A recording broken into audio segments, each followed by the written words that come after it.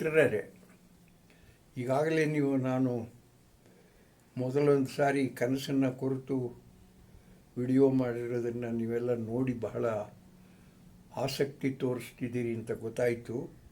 ಮತ್ತು ಅದನ್ನು ಕುರಿತು ಇನ್ನೂ ಹಲವಾರು ವಿಚಾರಗಳನ್ನು ಹೇಳ್ರಿ ಅಂತ ನನಗೆ ಒತ್ತಾಯ ಬರ್ತಾಯಿದೆ. ಹಾಗೆ ನೋಡೋದಾದರೆ ಇದರ ಮೇಲೆ ಒಂದು 10 ವಿಡಿಯೋ ಮಾಡ್ಬೋದು, ಅಷ್ಟು ಮೆಟೀರಿಯಲ್ಲು ನನ್ನ ಹತ್ರ ಐತೆ.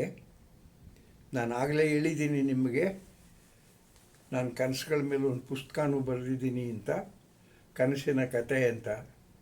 ಸಣ್ಣ ಪುಸ್ತಕ, ಒಂದು 89 ಪೇಜ್ ಅಷ್ಟೇ, 100 ಪೇಜ್ ಒಳಗಡೆ ಇರೋವಂಥ ಪುಸ್ತಕ. ಅದರಲ್ಲಿ ವಿವರವಾಗಿದ್ದಾವೆ. ನೀವು ಅದನ್ನು ತಿಳ್ಕೊಬೇಕಾದ್ರೆ ಅದನ್ನು ಓದಬೇಕು. ಇವತ್ತು ಎಂಥ ಕನಸುಗಳು ಬೀಳ್ತವೆ ನಮಗೆ, ಕನಸುಗಳಲ್ಲಿ ಏನೇನು ವೆರೈಟಿ ಕನಸುಗಳು ನಮಗೆ ಬೀಳ್ತವೆ ಅನ್ನೋದನ್ನು ಸ್ವಲ್ಪ ಗಮನಿಸೋಣ. ಏನು ಬೇಕು ಅಂದರೆ, ನಾನು ಕನಸುಗಳಲ್ಲಿ ವೈವಿಧ್ಯತೆ, ಒಂದೇ ಥರದ ಕನಸು ಬೀಳೋದಿಲ್ಲ ಜನಗಳಿಗೆ. ನಾನು ಕೆಲವನ್ನ ಗುರುತಾಕ್ತಿದ್ದೀನಿ.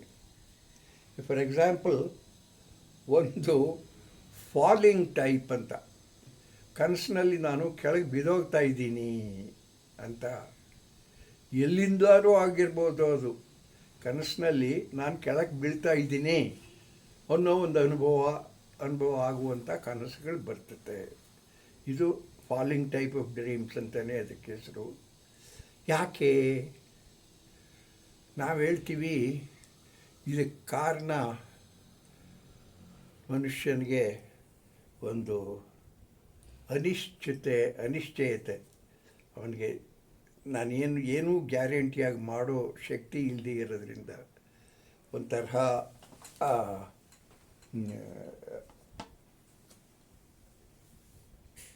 ಇನ್ಸೆಕ್ಯೂರಿಟಿ ಅಂತಾರಲ್ಲ, ಒಂಥರ ಎಲ್ಲ ವಿಚಾರಗಳಲ್ಲೂ ಅವನಿಗೆ is not sure about what ಈ ಈಸ್ ಡೂಯಿಂಗ್. ಆ ಭಾವನೆಯವ್ರು ಕೆಲವು ಇರ್ತಾರೆ, ಅವ್ರಿಗೆ ಏನು ಮಾಡೋಕ್ಕೂ ಭಯ. ಅಂತ ಅವ್ರಿಗೆ ಈ ಫಾಲಿಂಗ್ ಟೈಪ್ ಆಫ್ ಡ್ರೀಮ್ಸ್ ಬೀಳ್ತವೆ. ಇನ್ನು ಕೆಲವರಿಗೆ ಚೇಸಿಂಗ್ ಟೈಪ್ಸ್ ಆಫ್ ಡ್ರೀಮ್ಸ್ ಅಂತ, ಯಾರೋ ನನ್ನನ್ನು ಓಡಿಸ್ಕೊಂಬರ್ತಾ ಇದ್ದಾರೆ, ನಾನು ಅದನ್ನು ಅವರಿಂದ ತಪ್ಪಿಸ್ಕೊಳ್ಳೋಕ್ಕೆ ಓಡೋಗ್ತಾ ಇದ್ದೀನಿ. ಓಡಿಸ್ಕೊಂಬರೋರು ಯಾರು ಆಗಿರ್ಬೋದು, ಪ್ರಾಣಿಗಳಾಗಿರ್ಬೋದು, ಮನುಷ್ಯರಾಗಿರ್ಬೋದು. So these are called chasing dreams. ಯಾಕೆ ಚೇಸಿಂಗ್ ಡ್ರೀಮ್ಸ್ ಬರ್ತವೆ? ದೊಡ್ಡ ಸಿದ್ಧಾಂತಗಳು ಬೆಳೆದು ಬಂದಿದ್ದಾವೆ ಇದಕ್ಕೆ. ಸಾಮಾನ್ಯವಾಗಿ ನಾವು ಹೇಳೋದೇನು ಅಂದರೆ, ಕೆಲವರು ಏನಾದರೂ ಕೆಲಸ ಹೇಳಿದ್ರೆ ಅದನ್ನು ತಪ್ಪಿಸ್ಕೊಳ್ಳೋಕ್ಕೆ ಪ್ರಯತ್ನ ಪಡ್ತಾ ಇರ್ತಾರೆ. ಯಾರಿಗೆ ಏನೇ ನೀನು ಮಾಡ್ತೀಯ ಇದನ್ನು ಅಂದರೆ, ನನಗಿನ್ನೂ ಜ್ಞಾಪಕ, ನಾನು ಎಷ್ಟೋ ಸಮಯ ನನ್ನ ಕಾಲೇಜಿನಲ್ಲಿ ಪಾಠ ಮಾಡುವಾಗ ಹುಡುಗರನ್ನ ಕೇಳ್ತಾ ಇದ್ದೆ, ಇದನ್ನು ಮಾಡ್ತೀಯೇನೋ ಅಂದರೆ, ಮಾಡಬಲ್ಲೆಯ ನೀನು ಅಂದರೆ, ಹೌದು ಸರ್ ಮಾಡಬಲ್ಲೆ ಅಂತಾರೆ. ಮಾಡು ಅಂದರೆ, ಇಲ್ಲ ನನಗೆ ಮಾಡೋಕ್ಕೆ ಇಷ್ಟ ಇಲ್ಲ ಸರ್ ಅಂತಾರೆ. They are capable of doing but they don't want to do. ಇದು ತಪ್ಪಿಸ್ಕೊಳ್ಳೋ ಮನೋಭಾವ. ಇಂಥ ಚೇಸಿಂಗ್ ಡ್ರೀಮ್ಸು ಬಹಳಷ್ಟು ಜನಕ್ಕೆ ಬಿದ್ದು ರಿಪೋರ್ಟ್ ಆಗಿರೋದನ್ನು ನಾನು ನೋಡಿದ್ದೀನಿ. ಮತ್ತು ಮೂರನೇದಾಗಿ ಇನ್ನೂ ವಿಚಿತ್ರ, ಫ್ಲೈಯಿಂಗ್ ಡ್ರೀಮ್ಸ್ ಅಂತ.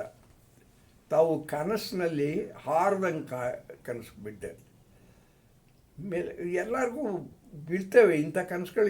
ಯಾರು ಒಂದು ವಿಚಾರ ಏನಂದರೆ, ನಿಮಗೆ ಗಮನಿಸಬೇಕಾದ ವಿಚಾರ, ಸಾಮಾನ್ಯವಾಗಿ ಕನಸುಗಳು ಜ್ಞಾಪಕ ಇರೋದು ಬಹಳ ಕಡಿಮೆ.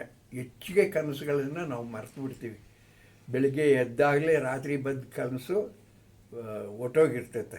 ಕನಸು ಸಾಮಾನ್ಯವಾಗಿ ಜ್ಞಾಪಕದಲ್ಲಿ ಇಟ್ಕೊಳ್ಳಲ್ಲ. ಅದಕ್ಕಾಗಿ ಈ ಫ್ಲೈಯಿಂಗ್ ಡ್ರೀಮ್ಸನ್ನು ಕೆಲವರು ಅನುಭವಿಸಿರ್ತಾರೆ, ತಾನು ಹಾರ್ತಾ ಇರೋದು. ಇದ್ಯಾಕೆ ಅಂದರೆ, ಈ ಮನುಷ್ಯನಿಗೆ ಜೀವನದಲ್ಲಿ ಏನಾದರೂ ಸಾಧಿಸಬೇಕು ಅನ್ನೋರು ಕೆಲವರು ಇರ್ತಾರೆ. ಏನಾದರೂ ಮಾಡಬೇಕು ನಾನು, ಆಗಲಿ ಬಿಡಲಿ ಅದು ಬೇರೆ ವಿಚಾರ. ಉತ್ಸಾಹ, ನಾನು ಎಲ್ಲರಂಥವನಲ್ಲ, ನನ್ನ ಗಂಡ ಅಂತ ಅವಳ ಒಂದು ಹುಡುಗಿ ಹೇಳ್ತಾಳೆ ಹಾಗೆ, ನಾನು ಎಲ್ಲರೂ ಅಂಥವನಲ್ಲ, ನನಗೇನೋ ಸ್ಪೆಷಲ್ ಎಬಿಲಿಟೀಸ್ ಇದೆ, ಅದನ್ನು ಉಪಯೋಗಿಸ್ಕೊಂಡು ನಾನು ಮಾಡಬೇಕು ಅನ್ನೋ ಮನೋಭಾವದವರು ಕೆಲವರಿಗೆ ಈ ಫ್ಲೈಯಿಂಗ್ ಡ್ರೀಮ್ಸ್ ಬರ್ತವೆ. ಇನ್ನು ಕೆಲವರಿಗೆ ಆಶ್ಚರ್ಯ ಆಗ್ಬೋದು ನಿಮಗೆ, ನೇಕೆಡ್ ಡ್ರೀಮ್ಸ್ ಅಂತ. ಬಟ್ಟೆ ಕಳಿಸ್ಬಿಟ್ಟು ಕನಸಿನಲ್ಲಿ ಬಟ್ಟೆ ಕಳಚೋವಂಗೆ, ಪೂರ್ತಿ ಕಳಚೋವಂಗಾಗಲ್ಲ, ಬಟ್ ಕಳಚೋಕ್ಕೆ ಪ್ರಯತ್ನ ಪಟ್ಟಂಗೆ, ಬಟ್ಟೆ ಕಳಚೋಕ್ಕೆ ಪ್ರಯತ್ನ ಪಟ್ಟ ಡ್ರೀಮ್ಸ್ ಎಷ್ಟೋ ಜನಕ್ಕೆ ಬರ್ತದೆ. ಇದರ ಹೆಸರು, ಇದನ್ನು ನಾವು ನೇಕೆಡ್ ಡ್ರೀಮ್ಸ್ ಅಂತಲೇ ಕರಿತೀವಿ. ಇಲ್ಲೇನಾಗುತ್ತೆ ಅಂದರೆ, ಯಾಕಾಗುತ್ತೆ ಇದು ಅಂದರೆ, ಈ ಮನುಷ್ಯರಿಗೆ ಏನೋ ಬಚ್ಚಿಟ್ಟುಗಳು ವ್ಯವಹಾರ. ಕೆಲವ್ರಿಗೆ ಗೊತ್ತಲ್ಲ ನಿಮಗೆ, ಅವ್ರಿಗಿರೋ ವಿಚಾರಗಳನ್ನು ಯಾರಿಗೂ ಹೇಳಕ್ಕೆ ಹೋಗಲ್ಲ, ಬಚ್ಚಿಟ್ಕೊಳ್ಳೋದು. ಆದರೆ ಆ ಬಚ್ಚಿಟ್ಕೊಂಡಿರೋ ವಿಚಾರಗಳು ಹಂಗಿರೋಕ್ಕೆ ಇಷ್ಟಪಡಲ್ಲ, ಅವು ಈಚೆಗೆ ಬರಬೇಕು ಅಂತ ಅವು ಹಾತೊರಿತಾ ಇರ್ತವೆ. ಅದು ತಾವು ಹೇಳೋಕ್ಕಾಗದೇ ಇರೋದನ್ನು ನಾನು ಹೇಳ್ತಾ ಇದ್ದೀನಿ ಅನ್ನೋದಕ್ಕೆ ಬಟ್ಟೆ ಬಿಚ್ಚಾಕಿದಂಗೆ ಕನಸು ಕಾಣ್ತಾರೆ. ಇವುಗಳನ್ನು ನೇಕೆಡ್ ಡ್ರೀಮ್ಸ್ ಅಂತೀವಿ ನಾವು. ಆಮೇಲೆ ನಿಮ್ಗೆ ಆಶ್ಚರ್ಯ ಆಗ್ಬೋದು, ಕೆಲವರಿಗೆ ಅಪರೂಪಕ್ಕೆ ಹಲ್ಲು ಕಿತ್ತು ಡ್ರೀಮ್ಸ್ ಆಗ್ತವೆ. ಇವಕ್ಕೆ ಟೀತ್ ಡ್ರೀಮ್ಸ್ ಅಂತಲೇ ನಾವು ಕರೆಯೋದು. ಏನೋ ಕಾರಣಕ್ಕೆ ಅವರಿಗೆ ಹಲ್ಲು ಕಿತ್ತಂಗಾಗುತ್ತೆ. ಸೊ ಇವು ಸಾಮಾನ್ಯವಾಗಿ ಏನೇನು ಡ್ರೀಮ್ಸ್ ನಿಮ್ಗೆ ಆಶ್ಚರ್ಯ ಆಗ್ಬೋದು. ಇಂಟರ್ನೆಟ್ನಲ್ಲಿ ನೋಡಿಬೇಕಾದ್ರೆ ಡ್ರೀಮ್ ಬ್ಯಾಂಕ್ ಅಂತ ಐತೆ. ಪ್ರಪಂಚದ ಜನಗಳು ಏನೇನು ಕನಸು ಕಾಣ್ತಾರೆ ಅದನ್ನೆಲ್ಲ ರೆಕಾರ್ಡ್ ಮಾಡ್ಕೊಂಡು ಅದನ್ನು ಕ್ಲಾಸಿಫೈ ಮಾಡಿ ಬೇರೆ ಬೇರೆ ಮಾಡಿ ಡ್ರೀಮ್ ಬ್ಯಾಂಕ್ ಅಂತಲೇ ಐತೆ. ನೀವು ಕ್ಲಿಕ್ ಮಾಡಿ ನೋಡಿ ಇಂಟರ್ನೆಟ್ನಲ್ಲಿ, you will enjoy it. So variety of dreams ಇರ್ತವೆ. ಇನ್ನು ಇಷ್ಟೆಲ್ಲ ಆದಮೇಲೆ ನನಗೆ ಒಂದು ಪ್ರಶ್ನೆ ಕೇಳಿದ್ರು ಕೆಲವರು, ನಾವು ಯಾಕೆ ಸರ್ ಡ್ರೀಮ್ ಮಾಡಬೇಕು? Why should we dream at all? ಯಾಕೆ ಸರ್ ಕನಸುಗಳು ಬೀಳ್ತವೆ ಅಂದರೆ, ಅದು ಬಹು ಮುಖ್ಯವಾದ ವಿಚಾರ. ಕನಸುಗಳಿಗೆ ಒಂದು ಉಪಯೋಗ ಐತೆ. ಈಗಾಗಲೇ ನಾನು ನಿಮ್ಗೆ ಹೋದ ಸಾರಿ ಹೇಳಿದ್ದೆ, ಫ್ರಾಯ್ಡ್ ಪ್ರಕಾರ ಕನಸುಗಳು ನಿಮ್ಮ ನಿದ್ರೆಯನ್ನು ಕಾಪಾಡ್ತವೆ. They are the protectors of sleep. ನನಗೆ ನನ್ನ ಮಿತ್ರರೊಬ್ಬರು ಒಂದು ಕನಸು ಹೇಳಿದ್ರು ಒಂದು ದಿವಸ. ತುಂಬ ಚೆನ್ನಾಗೈತೆ ಈ ಕನಸು, ಒಳ್ಳೆಯ ಎಕ್ಸಾಂಪಲ್ಲು ನಿಮ್ಗೆ ಹೇಳ್ತೀನಿ ನಾನು. ಅವರು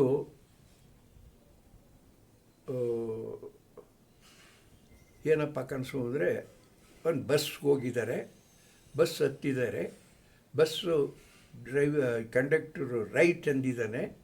ಆವಾಗ ಬೆಲ್ ಆಗುತ್ತೆ ನೋಡಿ, ಈ ಬೆಲ್ ಸೌಂಡ್ ಬಂದೈತೆ. So he is enjoying all these things. ನೋಡಿ ಸರ್, ಇದ್ಯಾಕೆ ಸರ್ ಹಿಂಗೆ ನನಗೆ ಹಿಂಗಾಯಿತು? ಬಸ್ ಕೂತ್ಕೊಂಡೆ, ಬಸ್ನಾಗತ್ತೆ, ಬಸ್ ಹೋಗ್ತಾ ಐತೆ, ಕಂಡಕ್ಟರು ಬೆಲ್ ಹೊಡೆದ, ಎಚ್ಚರ ಆಯಿತು. ನಾನು ಆಮೇಲೆ ಅವನ ಕತೆ ಕೇಳಿ ವಿಚಾರಿಸಿದಾಗ ಗೊತ್ತಾಯಿತು. ಅವನಿಗೇನಾಗೈತೆ ಅಂದರೆ, ಹೊಸ್ದಾಗಿ ಮದುವೆ ಆಗಿದ್ದಾನೆ ಅವನು. ಅವನ ಹೆಂಡ್ತಿನ ಇಲ್ಲಿಗೆ ಕರ್ಕೊಂಬರೋಕ್ಕಾಗಿಲ್ಲ, ಅವಳು ಅಲ್ಲಿದ್ದಾಳೆ. ಸರಿ, ವಾರಕ್ಕೊಂದು ದಿವಸನೋ ತಿಂಗಳಿಗೊಂದು ದಿವಸನೋ ಹೋಗ್ಬೇಕಾಗೈತೆ ಅವನಲ್ಲಿಗೆ.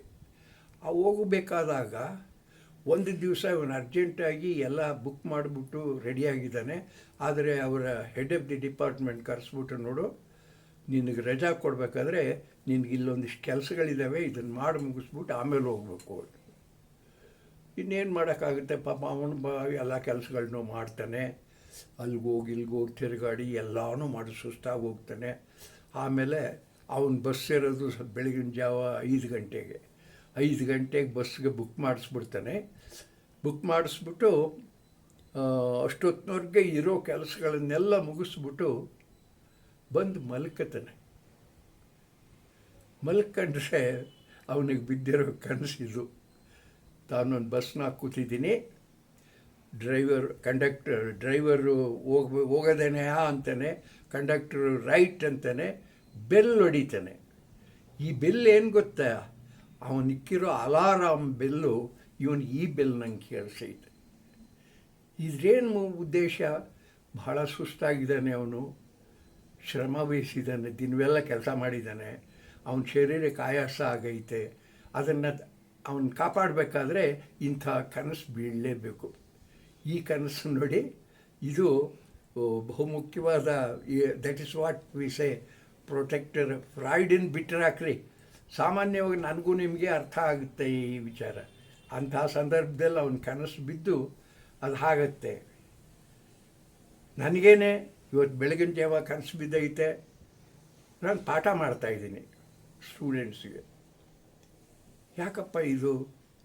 ನಾನು ನನ್ನ ಜೀವಮಾನ ಪೂರ್ತಿ ಮೇಷ್ಟ್ರಾಗಿದ್ದವನು, ಪಾಠ ಮಾಡ್ತಾ ಇದ್ದವನು, ಈಗ ರಿಟೈರ್ ಆಗಿದ್ದೀನಿ, ಪಾಠ ಮಾಡೋಕ್ಕಾಗ್ತಾಯಿಲ್ಲ. ಬೆಳಗಿನ ಜಾವ ಎಷ್ಟು 5:15 ಮೇಲೆ ಹೊರ್ಗಡೆಗೆ ಹೋಗಿದ್ದು ಬಂದು ಮಲ್ಕೊಂಡಿದ್ದಾಗ ಕನಸು ಬಿದ್ದೈತೆ. ಏನು, ನಮ್ಮಲ್ಲಿ ನೀವೆಲ್ಲ ಕೇಳಿರ್ಬೋದು, ಬುದ್ಧಿ ಪರೀಕ್ಷೆಗಳು ಅಂತ ಮಾಡ್ತೀವಿ, ಇಂಟೆಲಿಜೆನ್ಸ್ ಟೆಸ್ಟ್ ಅಂತ. ಈ ಇಂಟೆಲಿಜೆನ್ಸ್ ಟೆಸ್ಟನ್ನು ಮೊಟ್ಟ ಮೊದಲು ಡೆವಲಪ್ ಮಾಡಿದವನು ಒಬ್ಬ ಫ್ರಾನ್ಸಿನ ಮನೋವಿಜ್ಞಾನಿ ಆಲ್ಫ್ರೆಡ್ ಬಿನೆ ಅಂತ. ಅವನು ಮಾಡಿದ ಟೆಸ್ಟನ್ನು ಬೇರೆಯವರೆಲ್ಲ, ಅವನು ಬೇಗ ಸತ್ತೋಗ್ಬಿಟ್ಟ, ಇಲ್ದೇರೆ ಇನ್ನೂ ಜಾಸ್ತಿ ಮಾಡ್ತಾ ಇದ್ದವನು. ಅವನಾದಮೇಲೆ ಅಮೇರಿಕಾದವರು, ಮೊದಲು ಬಿನೆ ಅನ್ನೋನು ಅವನ ಫ್ರೆಂಡ್ ಒಬ್ಬ ಕೊಲೀಗು ಸೈಮನ್ ಅಂತ, ಬಿನೆ ಸೈಮನ್ ಟೆಸ್ಟ್ ಅಂತಲೇ ಪ್ರಸಿದ್ಧಿ. ಆಮೇಲೆ ಈ ಬಿನೆ ಟೆಸ್ಟನ್ನು ಅಮೇರಿಕಾದವರು ರಿವೈಸ್ ಮಾಡಿದ್ರು, ಅವ್ರ ದೇಶಕ್ಕೆ ಸೂಟಬಲ್ ಆಗಿ ಮಾಡ್ಕೊಂಡ್ರು. ಅದನ್ನು ಹೇಳ್ತಾ ಇದ್ದೀನಿ. ಅದಕ್ಕಿಂತ ಜಾಸ್ತಿ ಇನ್ನೂ ಒಂದು ಹೇಳ್ತೀನಿ ಕೇಳ್ರಿ. ನಮ್ಮ ದೇಶದಲ್ಲಿ ಕರ್ನಾಟಕದಲ್ಲಿ ಒಬ್ಬರು ಬಿನೆ ಟೆಸ್ಟನ್ನು ಮಾಡಿಫೈ ಮಾಡಿ ಕಾಮತ್ ರಿವಿಷನ್ ಆಫ್ ಬಿನೆ ಟೆಸ್ಟ್ ಅಂತ, ನನಗೆ ಗೊತ್ತು. ಕಾಮತ್ ಅನ್ನೋರೊಬ್ಬರು ಅವನು ಎಜುಕೇಷನಿಸ್ಟ್, ಅವನು BEd MEdನವನು ಮಾಡ್ಕೊಂಡು ಈ ಟೆಸ್ಟನ್ನು, ಇದನ್ನೆಲ್ಲ ಪಾಠ ಮಾಡ್ತಾಯಿದ್ದೀನಿ ನಾನು ಬೆಳಗ್ಗೆ. ಯಾಕೆ? ನನಗೆ ಹೇಳಿದ್ನಲ್ಲ, ನಾನು ಜೀವಮಾನ ಪೂರ್ತಿ ಮೇಷ್ಟ್ರಾಗಿದ್ದವನು, ಇನ್ನೊಂದಷ್ಟು ದಿವಸ ಇರಬೇಕು ಅನ್ನೋ ಆಸೆ ನನಗಿತ್ತೋ ಏನೋ, ಅದು ನನಗೆ ಕನಸಿನಲ್ಲಿ ರೂಪದಲ್ಲಿ ಬಂದೈತೆ. ಸೊ ಕನಸುಗಳಲ್ಲಿ ಬಹಳ ವೈವಿಧ್ಯ. ನಾನು ನಿಮ್ಗೆ ಹೇಳೋಕ್ಕೆ ಹೋದರೆ ದಯವಿಟ್ಟು ನೀವು ನಾನು ಪುಸ್ತಕ ತಗೊಂಡು ಓದಬೇಕು. ಅಲ್ಲಿ ಕೂಡ ನಾನು ಕೇವಲ ಮೆನ್ಷನ್ ಮಾಡಿದ್ದೀನೋ ಹೊರತು ಅವನ್ನೆಲ್ಲ ಡಿಸ್ಕ್ರೈಬ್ ಮಾಡೋಕ್ಕಾಗಲ್ಲ. ಅದು ಡಿಸ್ಕ್ರೈಬ್ ಮಾಡಿದ್ರೆ 500 ಪುಟ ಆಗುತ್ತೆ. ಈಗ ನಾನು 100 ಪುಟದಲ್ಲಿ ಮುಗಿಸ್ಬೇಕಾಗಿತ್ತು ಆ ಪುಸ್ತಕನ. ಇದನ್ನು ನೀವು ಕನಸುಗಳಲ್ಲಿರುವ ವೈವಿಧ್ಯತೆ ಅನ್ನೋದನ್ನು ತಿಳ್ಕೊಬೋದು.